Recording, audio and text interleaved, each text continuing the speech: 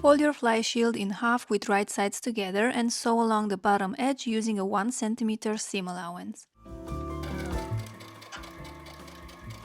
Then turn it right side out, trim the corner and press it flat.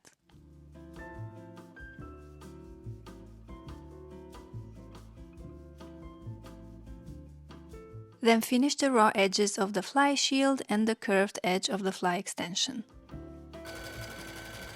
You can either use a serger or a zigzag stitch on your sewing machine.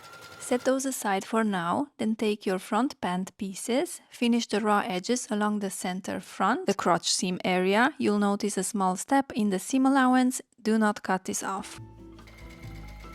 As you sew and reach the step, finish your seam, lift your presser foot, reposition the fabric, lower the presser foot and continue sewing along the edge.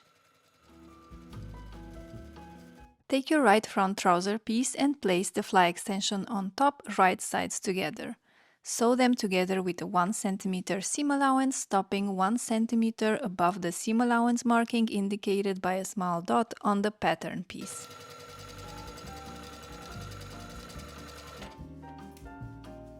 Then press the seam allowance towards the facing and understitch it. Stop at the point where the fly facing was attached. Take your left front pant piece and zipper. Place the zipper face down along the edge, aligning the zipper tape with the fabric's edge. You'll want your zipper stop to be approximately 1.5 cm away from the top of the pant. Using a zipper foot, stitch the zipper tape to the fabric, sewing approximately 1 cm from the fabric edge, so within the seam allowance. If the zipper pull gets in the way while sewing, you'll need to stop with the needle down, lift the presser foot, move the pull past the foot, then continue attaching. Lay the fly shield on top of the zipper with the serge edges aligned to the zipper tape. Sew it down, making sure you don't stitch through the zipper's teeth. To make sewing easier, you can position your pins so they sit on the opposite side of the fabric. This allows you to follow the same stitching line you used to attach the zipper.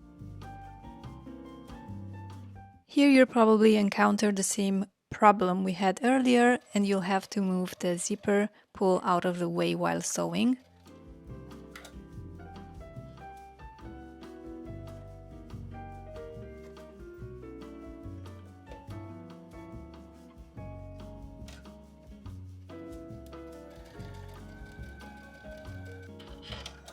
Then press everything towards the left pant piece, then edge stitch to secure the layers in place.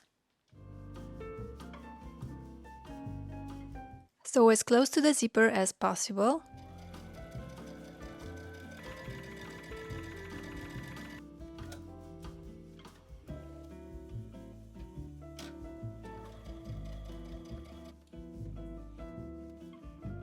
Now place both front pant pieces together, right sides facing. Pin and sew the crotch seam with a 1 cm seam allowance.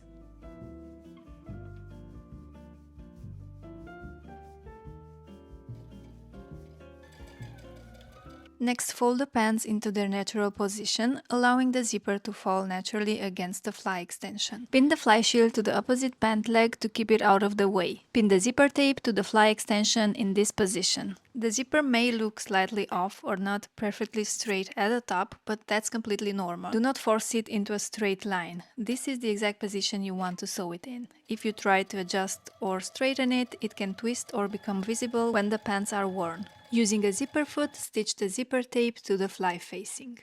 Now you'll need to baste the fly facing in place. This is just a temporary stitching to hold everything steady. Flip your pants so the wrong side is facing you. A basting stitch is a temporary stitch used to hold fabric in place before the final sewing. It is usually sewn with long, loose stitches by hand, so it can be easily removed later.